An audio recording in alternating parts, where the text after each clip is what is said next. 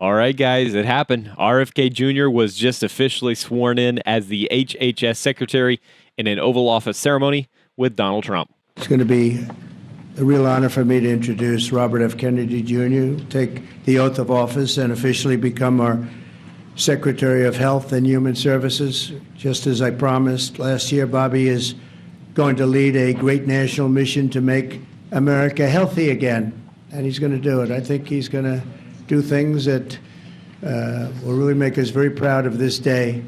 Like his father, Senator Robert F. Kennedy, and his uncle, President John F. Kennedy, Bobby has devoted much of his life to serving his fellow Americans in his campaign for president, and he was a very tough competitor. I did not like it at all. I said, let's get him on my side.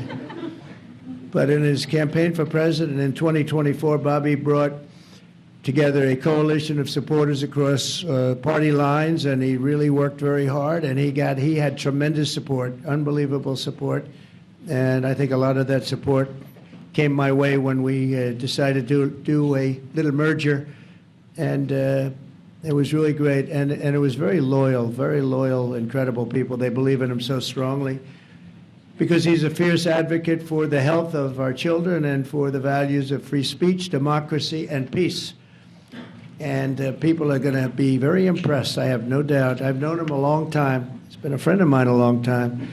Perhaps most importantly, though, Bobby created a nationwide movement made up of millions and millions of mothers and fathers and young people and concerned citizens of every background who want to end and this horrible chronic disease crisis that exists in America.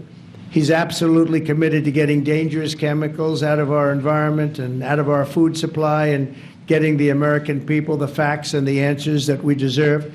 After years in which our public health system has squandered the trust of our citizens, and they really have. They don't trust us. They don't trust anybody, frankly. They've gone through hell.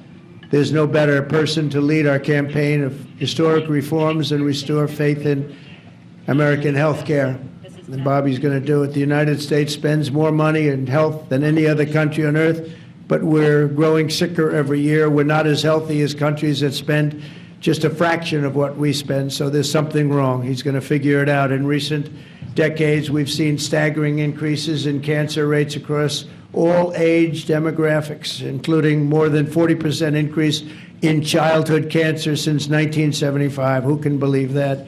And an explosion in other chronic childhood illnesses. Not long ago, 1 in 10,000 people, children, had autism. Now it's 1 in 36. Think of that, 1 in 10,000. 1 in 10,000. Now it's 1 in 36. Who can believe that? There's something wrong. There's something wrong, and I think it's something that can be found out. In 2022, more than 40% of children had at least one chronic health condition, and today nearly 80% of young adults do not qualify for military service, in large part for health reasons. Think of that, 80%. Something is wrong, and that's why immediately after Bobby is sworn in, I will be signing an executive order establishing the President's Commission to make America healthy again. We have some great people on that commission. Chaired by our new secretary, this groundbreaking commission will be charged with investigating what is causing the decades-long increase in chronic illness, reporting its findings, and delivering an action plan to the American people. And it's going to be a plan that people are really waiting to hear. Bobby, I want to thank you. You've gone through a lot. It's taken great courage. You've been amazing, actually. I'd call him, I'd say, you're going to be okay. And he said, I know, I really do. He's really been supported amazingly by Cheryl and his family. And it was very tough. It was a very nasty group of people that were after him, but he was tougher and he was smarter than they are. And that's why he's here today. There are very few people that could have withstood the assault, but he was able to. So I just want to congratulate you, and we have a very special person here to swear you in, a man that I think has done just, I think he's just an amazing man.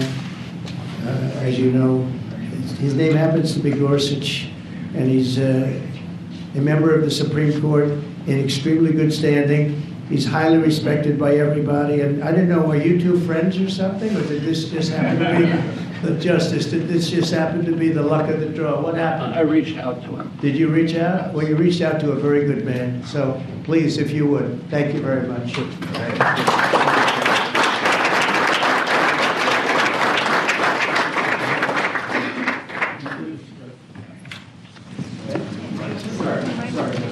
Oh, this has to be done I'll do first. this first. I'm going to make this a good one, right?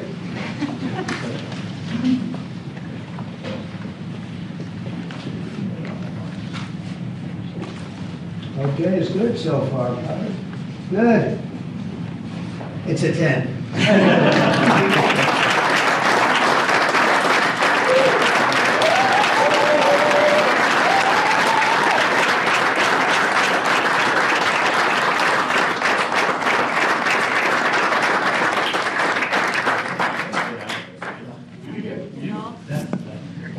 No, why am I in the All right, go in there, get the kids in there, go in there.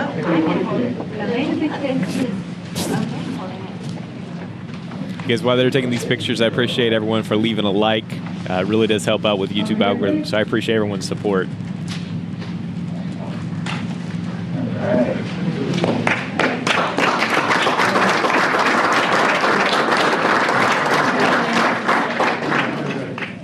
Really happy.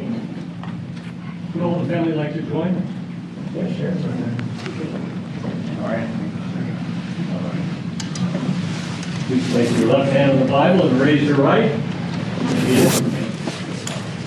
I, Robert F. Kennedy Jr., I, Robert F. Kennedy Jr., do solemnly swear do solemnly swear that I will support and defend that I will support and defend the Constitution of the United States the Constitution of the United States against all enemies, against all enemies, foreign and domestic, foreign and domestic, that I will bear true faith and allegiance to the same, that I will bear true faith and allegiance to the same, that I take this obligation freely, that I take this obligation freely without any mental reservation without any mental reservation or purpose of evasion, or purpose of evasion, and that I will well and faithfully discharge and that I will well and faithfully discharge the duties of the office the duties of the office on which I am about to enter. on which I'm about to enter. So help me God. So help me God. Congratulations, Mr. Secretary.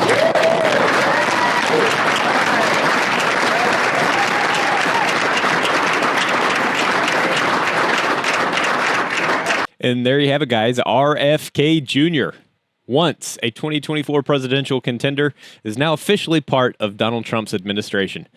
Trump acknowledges RFK Jr.'s tough campaign and the support that he built across party lines at the beginning of his remarks. This move, guys, it signals a major shift in Trump's strategy because he was uniting a broader coalition. Did you ever, I mean, just think back, did you ever think we would see Donald Trump and RFK Jr. working together like this? Absolutely crazy. I do want to say I appreciate everyone's support. Thank you for liking the video, guys. Those likes really do help out with the YouTube algorithm, so I appreciate you. And guys, subscribe. If you're not a subscriber of The Difference, join the community, guys, of Christian conservatives that we are building to make a difference in this country. RFK Jr., guys, has spent years advocating for cleaner food, environmental safety, and transparency in public health. Trump highlighted at the beginning of his remarks the alarming rise in chronic disease, childhood illnesses, and health-related military disqualifications. The president's commission to make America healthy again is being launched under RFK Jr.'s leadership. Guys, do you think that RFK Jr. is going to be able to make a real impact here, or will the DC bureaucracy fight back like it always does? Trump and RFK Jr. both criticized how public trust in health institutions has been completely destroyed. This new commission aims to investigate why America's health has declined to the point that it has, despite spending more than any other country on health. RFK Jr. has a long history of challenging big pharma and government overreach. My question to you is, do you trust RFK Jr. to take on this fight? Or do you think the system's too far gone and it's too late to do anything? The establishment did not see this coming. I mean, RFK Jr. was a Democrat but he's now aligned himself with Trump in a major way. This could totally reshape the political landscape for 2025 and beyond. Does this alliance change how you see Trump's leadership? And guys, this is huge news. I want to know what you think. Like, drop your comment down in the comments down below, because I mean, think about it. Will RFK Jr. shake up the system? Let me know what you think. Like, is he going to do what he said he's going to do? Is this a smart move by Trump? And what, or do you think he just brought him on to get his supporters to win the election? And what changes do you hope to see in American healthcare? Let's discuss it, guys. Drop a comment down below. And again, as always, I appreciate everyone for liking and subscribing. All right, guys, I'll see you in the next update. Y'all take it easy.